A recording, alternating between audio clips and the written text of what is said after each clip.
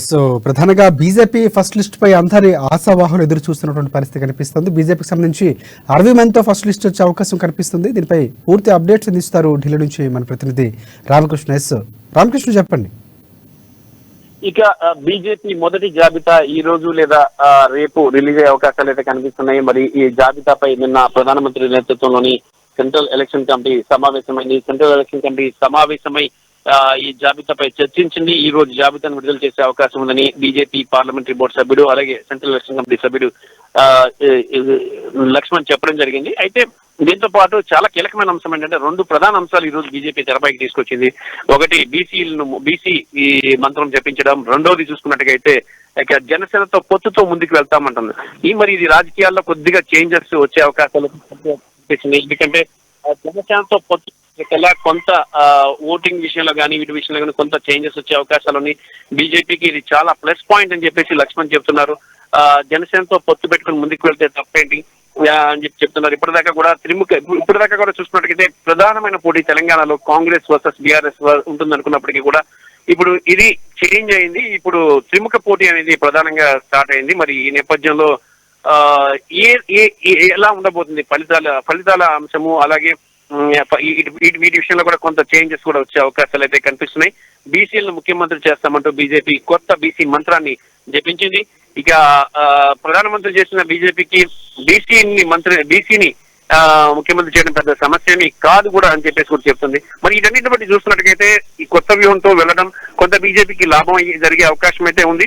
మరి ఎవరి ఓటు చీల్స్తారు వీళ్ళు అనేది కూడా చూడాలి. ఇటు కాంగ్రెస్ ఓటు చీల్స్తుందా లేదంటే బీఆర్ఎస్ ఓటు చీల్స్తుందా కూడా చూడాలి. మరి బీజేపీ బీఆర్ఎస్ ఒకటే అంటూ కాంగ్రెస్ చేసిన ఆరోపణలు కూడా బీజేపీ కొట్టిపారేసింది. బీజేపీ కాంగ్రెస్ బీఆర్ఎస్ ఒకటి ఉంటాయి, బీజేపీ ఎప్పుడు కూడా బీఆర్ఎస్ తో కలిసి వెళ్లదు అని చెప్పేసి కూడా లక్ష్మణ్ స్పష్టం చేశారు. అభ్యర్థుల జాబితాపై తీవ్ర కసరత్తు జరిగింది.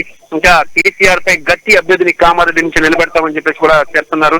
మరి ఈ చూసినట్టుగైతే విజయశాంతిని కేసీఆర్ పై కామారెడ్డి నుంచి బరిలోకి దించే అవకాశాలు అయితే స్పష్టంగా ఉన్నట్లు తెలుస్తుంది. ఇంకోటి అంటే ప్రధానంగా బీజేపీ పార్టీకి వచ్చినటువంటి అంటే ఈటెల రాజేంద్ర విషయం కేసీఆర్కి ఎక్కడ నిలబడితే అక్కడ నేను పోటీ చేస్తానని చెప్పినటువంటి పరిస్థితి ఒకటి కనిపిస్తే, ఇంకోటి రాజగోపాల్ రెడ్డి విషయం సంబంధించి ఆయన లిస్ట్ ఏమైనా మొదటి లిస్టులో వచ్చే అవకాశం కనిపిస్తుందా, ఆయన ఎక్కడి నుంచి పోటీ చేస్తారనే అంశం?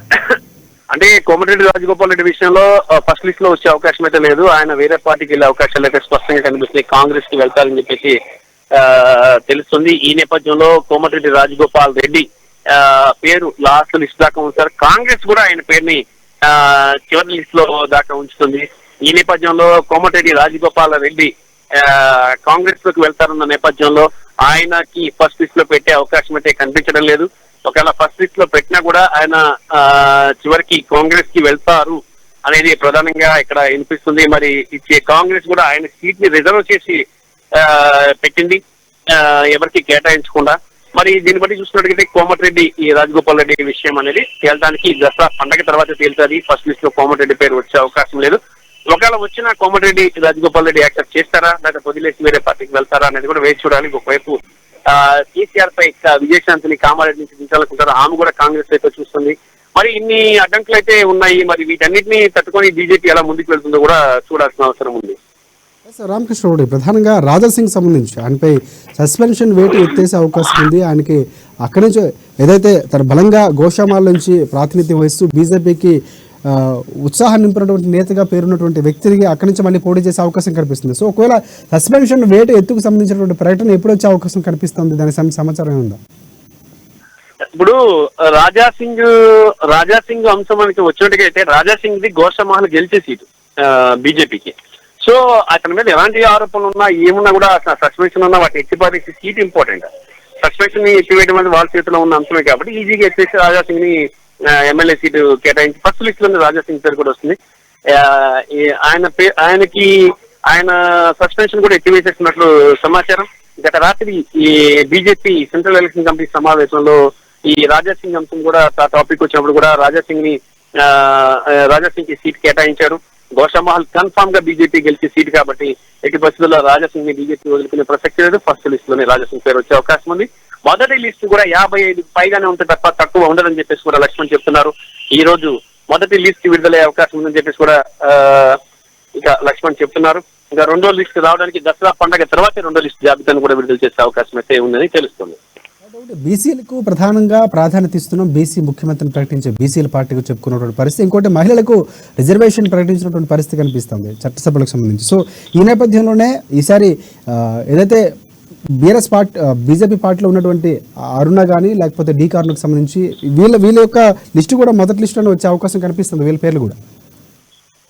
వీళ్ళ పేర్లు చాలా మంది ఎంపీలు కూడా ఈసారి ఎమ్మెల్యేలుగా కంటెస్ట్ చేసే అవకాశం ఉంది. సీనియర్ నేతలు కూడా ఎమ్మెల్యేలుగా దించుతున్నారు.